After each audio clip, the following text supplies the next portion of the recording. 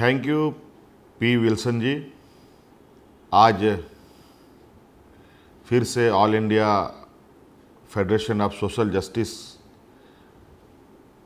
की इस दूसरी बैठक में हम सब लोग एकत्रित हुए हैं और इस विषय को कहा जाए, इस मुहिम को आगे बढ़ाने के लिए तमिलनाडु सीएम थिरु स्टैलिन जी को मैं बहुत बहुत धन्यवाद दूंगा और इसमें शामिल हो रहे भाई तेजस्वी जी, भाई अखिलेश जी, यहाँ उपस्थित कर्नाटक के पूर्व मुख्यमंत्री वीरप्पा मोइली साहब, सीपीआईएम के वरिष्ठ नेता सीताराम येचुरी जी, सीपीआई के जनरल सेक्रेटरी डी राजा साहब और आदरणीय फारूक अब्दुल्ला साहब और सभी गण्यमान्य अतिथिगण, आज पुनः दूसरी बार सोशल जस्टिस के विषय पर चर्चा करने के लिए फिर से ऑनलाइन जुड़ने के लिए बहुत बहुत धन्यवाद। आप सबका अभिनंदन है और मेरी ओर से जोहार है।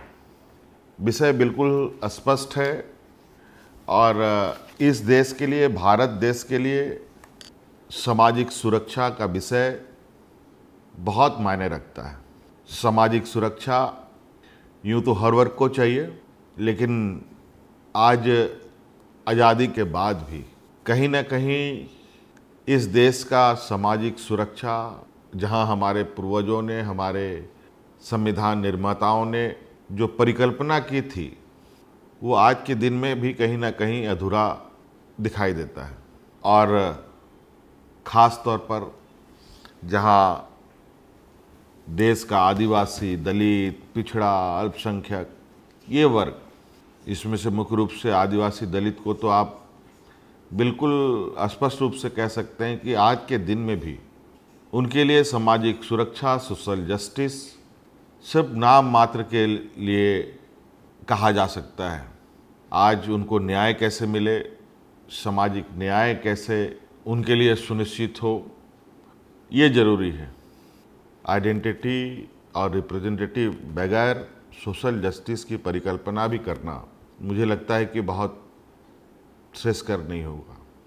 ये दो विषय जहाँ बहुत ज़रूरी है कि पहचान और प्रतिनिधित्व लोगों का हो।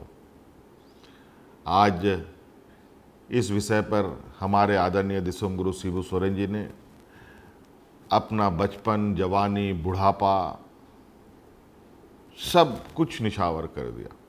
आज अखबार में मैंने पढ़ा कि इस देश के सर्वोच्च मंदिर जो हमारे भारतीय संसद है, उसके वरिष्ठतम सांसदों में से एक है।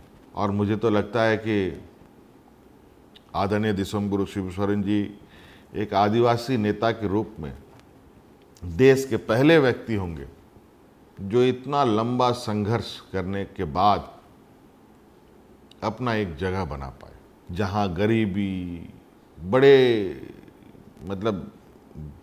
व्यापक रूप में हो, जहां शोषण बड़े व्यापक रूप में हो, जहां चौतरफा हमला जिस समाज पर होता हो, उस समाज का व्यक्ति को यहां तक आने में एक उम्र कट जाता है।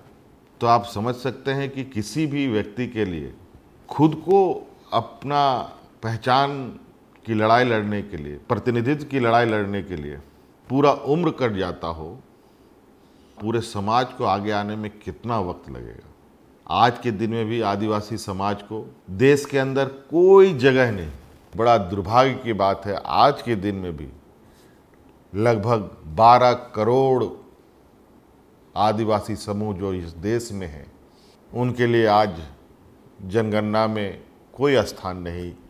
हम लोगों ने जब यहाँ 2019 में सरकार बनाई है, उस समय से हम लोगों ने ये प्रयास किया कि सामाजिक सुरक्षा पर हम अधिक फोकस दें। आज अगर हम देखें, हमारे विधानसभा में लगभग 13% से अधिक महिलाओं की भागीदारी है। हम लोगों के जो त्रिस्तरीय चुनाव होते हैं, पंचायत के, जिला परिषद के, उसमें तो हमने 50% महिलाओं के लिए रिजर्व रखा ही है। लेकिन आपको सुनकर बहुत खुशी होगी कि 50% तो उनके लिए रिजर्व होने के साथ साथ 50% से अधिक महिलाएं चुनाव जीतकर अभी आ रही हैं। ये एक अच्छा संकेत है। अभी हमें जानकारी मिली है कि देश के अंदर महिलाओं को रिजर्वेशन देने की कवायद शुरू हो रही है। केंद्र सरकार ने कैबिनेट में इसे पारित किया है। कई सारे ऐसे कानून आज के दिन में भी हमारे संविधान में अंकित है, लेकिन व्यवहार के रूप में आज के दिन में आपको बहुत फर्क नज़र आएगा। आज के दिन में भी दहेज प्रथा जैसी व्यवस्था है। आज के दिन में भी डायन बिसाही का जो रूढ़िवादी व्यवस्था है देखने को मिलता है। हम लोगों ने शोषित वंचितों के लिए, आदिवासी दलित पिछड़ों के लिए, मजदूरों के लिए कैसे उनको हम सामाजिक न्याय दिला पाएँ, सामाजिक सुरक्षा कवच दिला पाएँ, ये हम अपने राज्य के स्तर पर लगातार तैयारी में, और कई योजनाओं को हम लोगों ने, कई कानून भी बनाए। देश के अंदर आज भी सोशल जस्टिस को लेकर, सामाजिक न्याय को लेकर बहुत काम करने की आवश्यकता है और संवेदनशीलता के साथ काम करने की आवश्यकता है। तो मुझे लगता है कि आज हम जितने लोग यहाँ एकत्रित हुए हैं इस सोशल जस्टिस के विषय को लेकर, पूरे देश के अंदर एक ऐसी वातावरण तैयार की जाए। आज स्टालिन साहब को मैं बहुत बहुत धन्यवाद दूंगा कि आज जितने भी 10, 15, 20 लोग को आपने एकत्रित किया। आप कोई इस विषय पर मार्गदर्शन करें कि हम लोगों के लिए क्या कोई एक फॉर्मेट बनाया जाए, एक प्रोग्राम तैयार किया जाए जिसको लेकर पूरे देश के अंदर एक मुहिम हम लोग चला पाएँ और लोगों को जोड़ पाएँ, ताकि इस देश में जो सामाजिक सुरक्षा है उसको लेकर एक मजबूत पिलर हम लोग गाड़ सकें और देश इस विषय पर गौरव से अपनी छाती चौड़ा कर सके। बातें तो बहुत है, लेकिन हम इन्हीं बातों के साथ अपनी बातों को समाप्त करना चाहेंगे।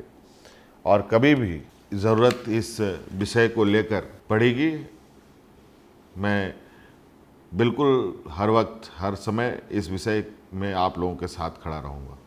बहुत बहुत धन्यवाद।